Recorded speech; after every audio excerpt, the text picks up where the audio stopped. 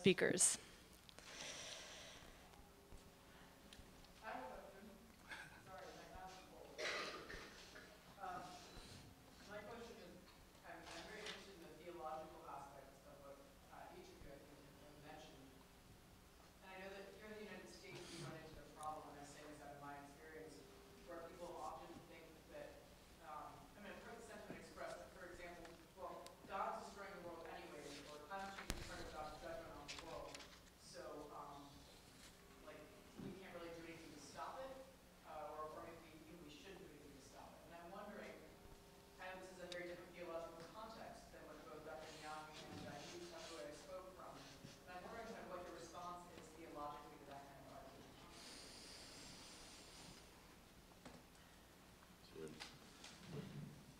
Natural order.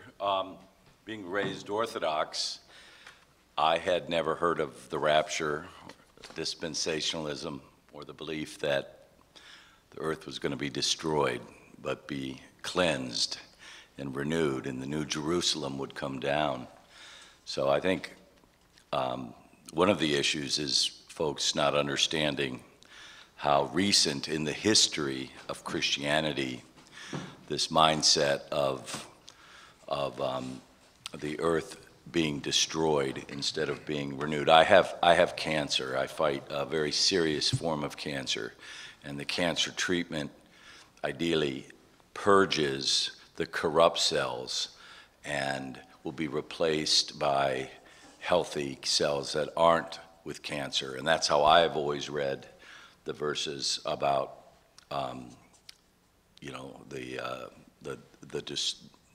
I don't want to say the destruction, but the impact upon the earth.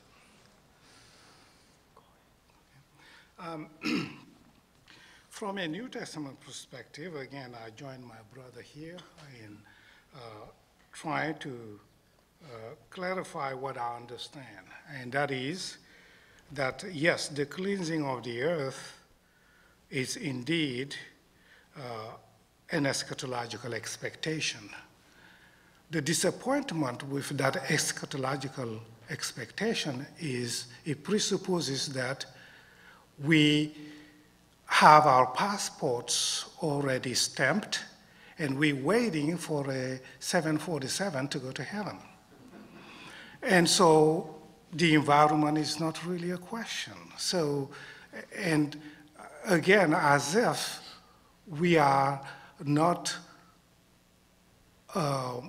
responsibly listening to Scripture. By Scripture here, I mean not just Christianity, but other religious perspectives from different religions, that we humans are agents, and our agency matters in the divine plan for whatever eschatological expectation we may hold.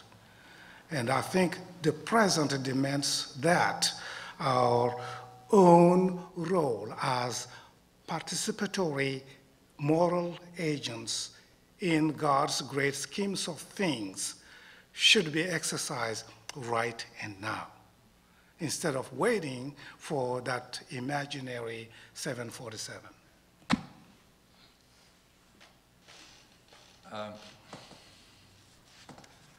I'm trying very hard to understand the question here. But if I have been hearing right that you were questioning what is happening to the earth and whether it is God's doing, if it is, then what can we do?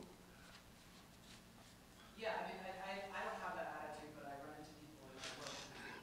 There's a segment of American Christianity that believes very soon God will destroy the earth, and then we'll all go to heaven or go to hell. And he was referring to, with a population believing that theology, then why would caring for the earth matter, and is climate change just the beginning of God's plan of that destruction? Is that? Yeah. I mean, eschatology is a broad, Yeah, a broad concept. If I may say, you presented something similar about it affecting a spiritual loss in your presentation, that people were wondering where God was. Yeah, my response to the question would be that, you know, when we talk to our people about the impacts of climate change, they always say, we don't believe in what the scientists are saying. And the reason is that they believe more on the Bible than what the scientists are saying. Simply by referring to the covenant made by God to Noah on the rainbow. And they will say, as long as the rainbow is not there, the world will remain as it is. So what I'm saying is that I personally don't believe that the world doesn't matter, the earth doesn't matter. Because our stewardship role given to us by God is to care for this divine property. And I don't think it is right for us to blame climate change as part of God's plan of destroying Mother Earth. Because if we do so, then we are putting the blame on God on the consequences of our actions. So we might as well say, do whatever, because it is God's plan. So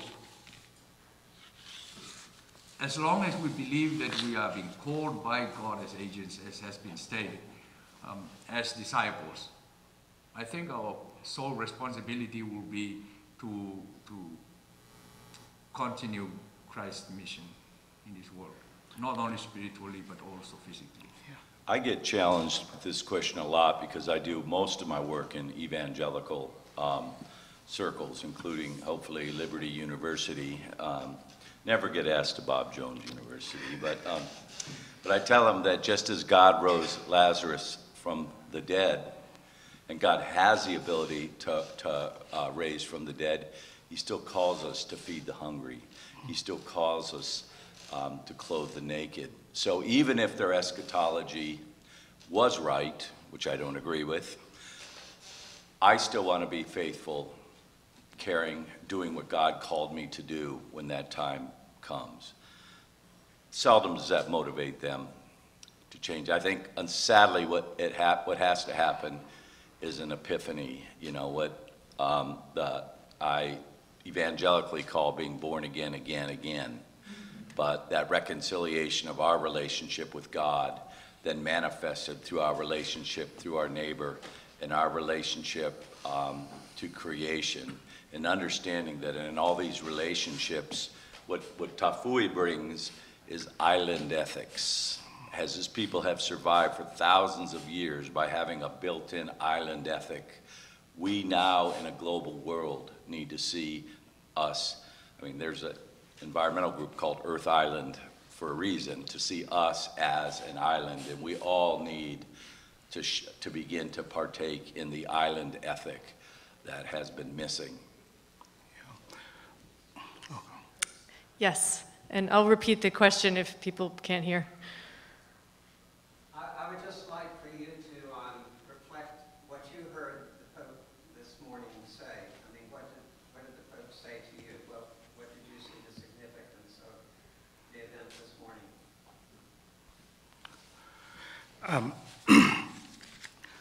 To me, what he said is striking. I listened to everything except this one this morning.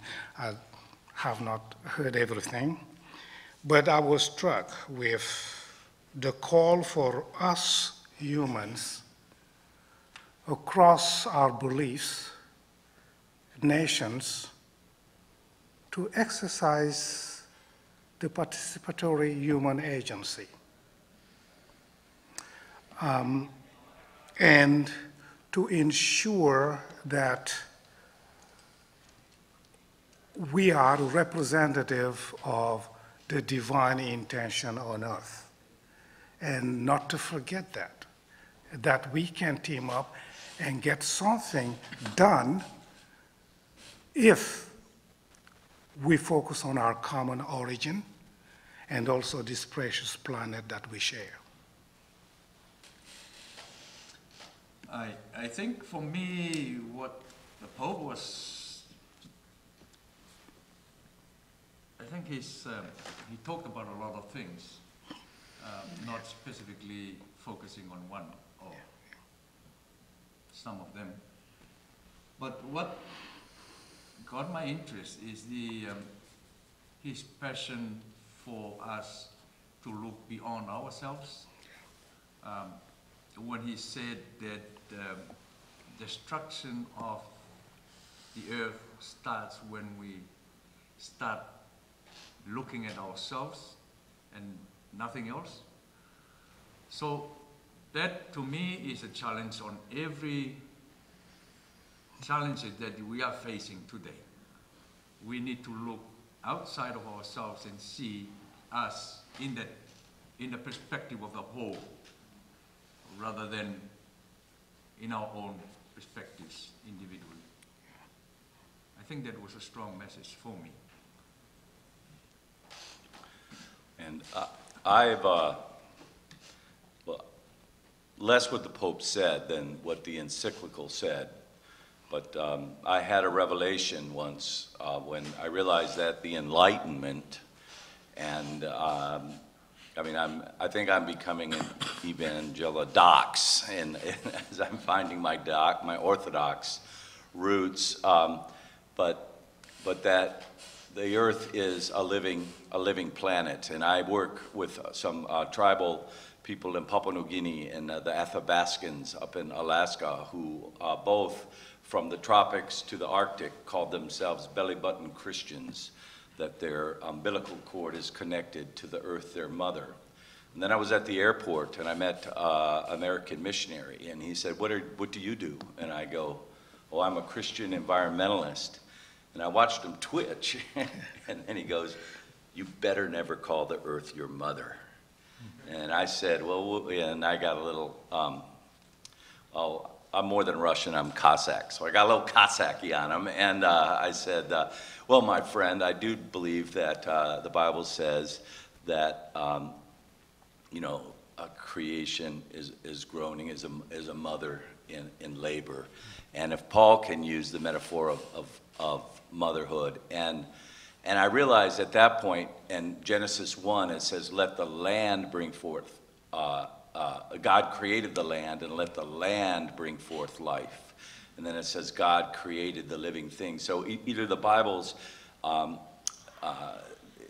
unharmonious, or God creates through the land. And it's that relationship of the earth as life giver, as earth as mother, earth as living, and that's what I've got the Pope. But since the Enlightenment, language about God changed, and not for all traditions, but for the evangelical world, they adopted personal piety. My personal relationship to Jesus is my only Christian responsibility. But that language of God became God the watchmaker, and very easily it became earth as a well-oiled machine. And machines don't have life. Machines don't have voice. Machines don't sing praise to the Creator. No one goes to jail for leaving their tractor in a field. You still go to jail for not feeding your horses or for abusing your animals. And when we allowed the earth to be defined as a machine by the majority of Christianity, we lost our way. And I see this Pope, in the name of St. Francis, reminding us that that is a falsehood, and that the indigenous people and the most cutting-edge ecologist both understand. This is a world of living systems, and the only place in the universe that we know of that supports life, and yet we're cavalier with that responsibility, that sacred trust. Thank you so much. Fascinating. I think many of us have noticed and struggled not with the agency and also gender, which you brought into that analysis as well. It's very interesting. Rick. I think that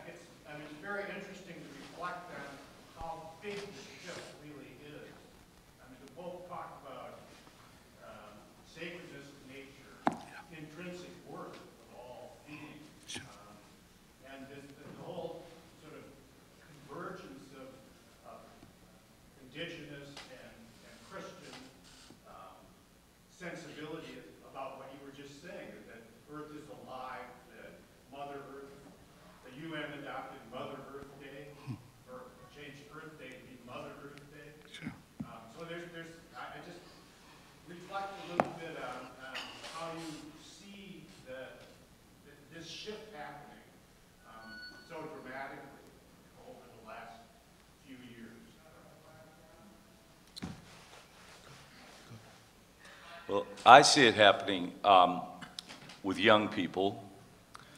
Sadly, young people are also disconnected in some way. There's the last child in the woods. There's a lot of people that have an understanding of the earth as organic systems. But I was privileged to spend 4 months walking alone in the forest and began to see the earth as part of my community.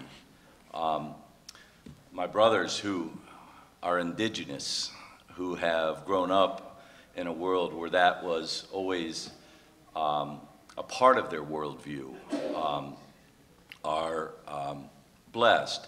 But we also we imported to them a worldview of Christianity that went through the Enlightenment, that went through the industrial era.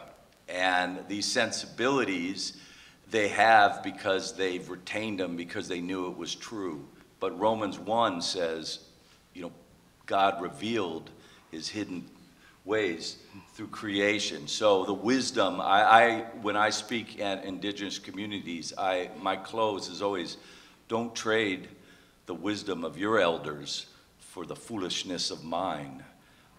But I think we see it in young people, but what we're not seeing in young people is a willingness, they're shopping right, they're doing community gardens, they're doing new forms of parishes, new forms of communities.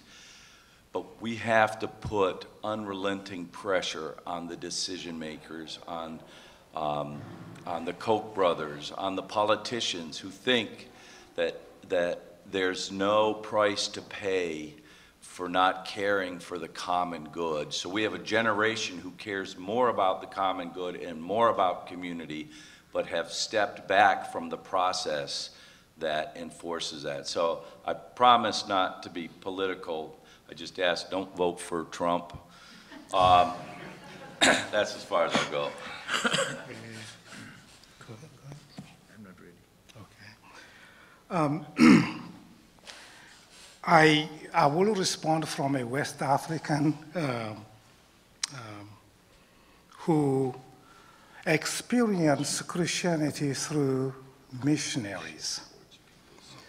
Not all, but some of the missionaries did just what our brother just highlighted. That is the transplantation of a Christian perspective that actually led to our attempt to insult our own cultural values, where whatever we've done with nature as well as how we understood nature to be living, and that we depend on nature, and that we have to conduct appropriate rituals in negotiating with nature, so just so we will not abuse nature.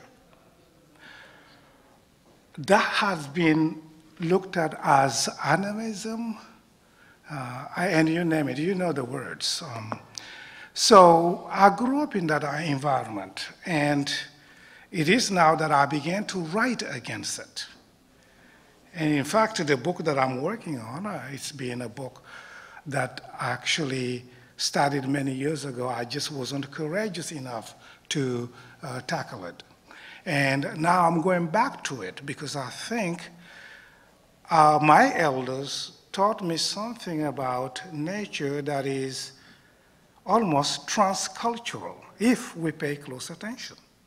And so I thought also the biblical text does have embedded in the many voices a loud voice calling human responsibility to action. So, the apocalyptic notions that are associated with New Testament eschatology that tend to promote this idea of all you need is your relationship with God, and your environment really doesn't matter. God will worry about that. That's the kind of Christianity I was introduced to. But now I am deciding like my brother here, my brothers, both of them, because I think in many ways we're saying some different things, but we are on the same thread. That is our human responsibility. If God, that we read from the Bible, made humans, especially Genesis 2:15, which says God placed humans where? In the garden to till it and to keep it. If we translate that abusively, of course, the capitalistic notions of consumerism, of exploiting nature, that verse can support that. And I am actually writing against interpreting that verse that way, to call all of us Christians to reread that verse as God inviting us to participate with the divine, ongoing, creative process. I'm not sure I answer your question well. So. I think I will respond to your question from a Tuvaluan perspective. From us, we have never regarded nature as a machine. We have always regarded nature as living. I think simply because of the small space that we live in, we came to realize that we have to care for everything.